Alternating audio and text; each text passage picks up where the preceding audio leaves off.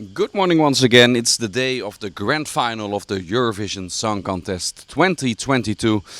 I'm here in Torino, the host city of this Eurovision Song Contest, with Stefan Gorkum, with Eric Box. We have seen, the three of us, the jury show of last night. Half of the result is already there, even though we don't know it.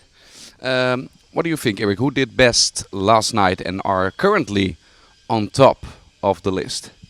Last night, I think the UK and Poland were at their best, and they gave a flawless performance. So I think they are on the top right now after the jury vote. You agree with those two? Do you have even more? I think Italy was also amazing. Mahmoud and Blanco really showed up at the moment when they needed to, and gave a very good performance, both in terms of vocals, but also I think they were one of the most professional and most, the best performers on the stage, which is something that juries will also definitely reward. And while Sweden, of course, was good too, she also gave one of her best performances of the whole week, which wasn't that difficult given that most of her performances earlier this week were cut off due to technical problems.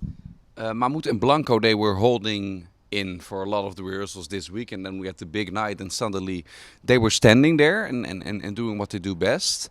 We've also said in the past, we have seen artists like Zeljko Joksimovic, Sega Lazarev, who were on top of their game like in every rehearsal. That also shows professionalism. Can you explain how this, like holding in and then performing on the big night, is also a sign of a true professional artist? I'm not sure if that's the case. I know that. Okay, well, I think it's a very Italian thing to do. Let me start with that. And I think this is the way that the RAI, the broadcaster, but also the team, the Eurovision team, and generally Italian artists approach the Eurovision, and they see rehearsals as a way to maybe get comfortable with the stage, figure out some of their stuff, because the act is there in the sense that the camera shots have been figured out. They know what they're going to do. They also sometimes gather shots, know what they're going to change, and they know when the time is right to be there. And I think that's what you were aiming for, Dennis, with your question, is that it takes a lot of professionalism to always be there at the moment when you need to. And over the last couple of years, Italy has always done that.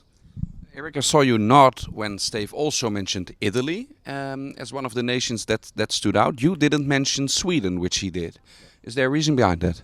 I thought her performance was good, but to me it seemed a little bit clinical, like she had to do it, and there was some emotion lacking, which I want to see in an artist. If you're a true artist, you can fake emotions probably. And with preparation, I would like to say that Italy, last year, they had a second-to-second script of what shots should have been made of Måneskin. So sometimes they know how to do it, but this year they forgot all about it. The UK and Poland, they perform back-to-back. Will that harm or help them more with the jury vote or the televote, do you think? Televote for sure, because you'll have two more similar entries, or at least two more similar vocalists right next to each other, and in televoters like this seesaw effect. It makes acts stand out. It's what EBU has been aiming for over the past couple of years, always trying to mix up upbeat entries with ballads and stuff like that, which usually benefits both sides in a televote. For juries, I think they like the comparison. I think they like to see similar entries right next to each other, taking notes and thinking, okay, if I'm splitting hairs, which of the two did I find better than the other? And they'll still rank them 1 and 2 if they like those two the best. Well, we've mentioned those four, as you can read back in our vocal assessment blog. They are also the four that we ranked the highest when it comes to chances of winning the jury vote. However, here we go again. The bookmakers' favorite still is, and will continue to be Ukraine. How do you look at their jury appeal in this season? Well, I've always tried to dismiss Eric's theory, if I can call it that. Not just Eric's. Not just Eric's, I know, but I've always dismissed that theory that the influence of the situation in Ukraine will be that big on the actual results. If I look at it from a song and from a performance perspective through the eyes of a jury, I think that it has some potential in the sense that they are professionals, their vocal performance was good. it's a rap song, which is something that it's a genre that juries tend to like more than televoters. On the other hand, it also has a lot of more chaotic ethnic elements to it, which is generally a red flag for juries. So I think it could, in a normal season, that would mean that it could scrape the bottom of the top 10 in the jury vote. Steve, hints toward it. Eric, you had a thesis this week in our talk show as well that Ukraine will win this contest, but for the wrong reasons. Yet, when we started off and talked about the jury results of last night and what you predict them to be, you did not say Ukraine won the jury vote. No, because you asked about the performance. Yes. Um, But you still think Ukraine will win the jury vote? well, I'm shifting a little bit. Ukraine will still win if the number 2 and 3 of the jury and televote are not the same. If you calculate, like for last night, I think UK and Poland were pretty good, and they topped the jury vote together with Italy and Sweden. I agree on that one. But juries have to rank, and televoters don't have to rank. And if I compare then UK to Poland, then I think, okay, Poland might be the victim here. So if UK wins televote second place and first place at the juries, they might sneak over. But maybe now I'm more talking about what I hope than what I fear, because if every televote gives Ukraine averagely 8 points, and in the juries they will get averagely 4 points, they're still winning. Yeah, but still, from what you also say, it could well be that Ukraine comes in like 5th place with the jurors, right? Yeah. If I understood you correct. Can you win when you're only 5th in a jury vote? It's hard. We've seen Kino doing almost that trick. They were first in the televote, but very low in the jury vote, and still came 5th. I did some math on the last 3 shows, where you can see like the winner has about 300 points, and the number 10 has about 80 points, I guess, and it was like number 5 or 6 was like around 150. But then again, in televote, if this televote goes all the way to Ukraine, there still has to be given a 10 or an 8 by televotes. And if the vote is for the same country each time as well, then it's possible that the runner-up of the televote still wins Eurovision. I had this moment during the show, Steve, and it was the moment when Sweden performed. And I think I said it out loud. Hey, if I was a juror now making my list, it would be almost impossible for me to rank this beneath Ukraine. And then later on we had the UK and Poland, and it even strengthened that feeling for me. Is it possible that can jurors actually, with the job they have to do, not rank the songs based on their quality and their merits? Well, when you're going to look at individual jurors, I'm sure you'll find one that puts Ukraine on top, and I'm sure you'll find several that put Ukraine above the countries that you mentioned. But for me, it is very, very hard to imagine that these countries, when you put all the jury votes together, are not ahead of Ukraine in the jury vote. And then, of course, the question remains, or the question becomes what Eric just was talking about: how big is that gap? And what will happen in the televote if Ukraine will actually win that televote, which a lot of people are expecting? Then the gap in the jury vote is a very important one. And the 5th place, because you asked him that question, the 5th place is a very interesting one, because you need 200 points generally in a jury vote to be able to overcome it in a televote. Maybe if Ukraine gets a massive televote, they can get a little bit less. And 5th place, in the last couple of years, you could have come 5th with 130 points, but also with 210. So it's like, a 5th place doesn't tell you anything. You need to see how big the gap is. If Ukraine comes 5th, you need to see how big the gap is with the first 4. Yeah, you said it last year with Måneskin. You said this when they broke through the 200 points. You said this is such an important barrier for them to make it all the way, despite not winning the jury vote. It was because of Måneskin that I made those calculations, because I thought for them that they were a televote winner, and I also thought that they would be around that 5th place, possibly in a jury vote, or at least that would be their maximum, that they wouldn't come, 2nd or 3rd in a jury vote. And that's when I started wondering, okay, 5th place in jury vote, what does that mean? And that's when I came to these point totals, because as I said before, you can come 5th with a lot of points or with a lot less points over the years. That depends on the year and depends on how the points are distributed. So it's not the ranking for Ukraine that we should be looking at, it's the point total. Let's talk a while about the other side of the scoreboard. The one Well, the bridge is nice. you could be like yeah, but you could be like a stand-in for I don't know Amanda. Cesar or something. Amanda? Amanda. No, Amanda, because I'm gonna take the lead in the conversation again because it's getting an Erik Bolk's conversation now.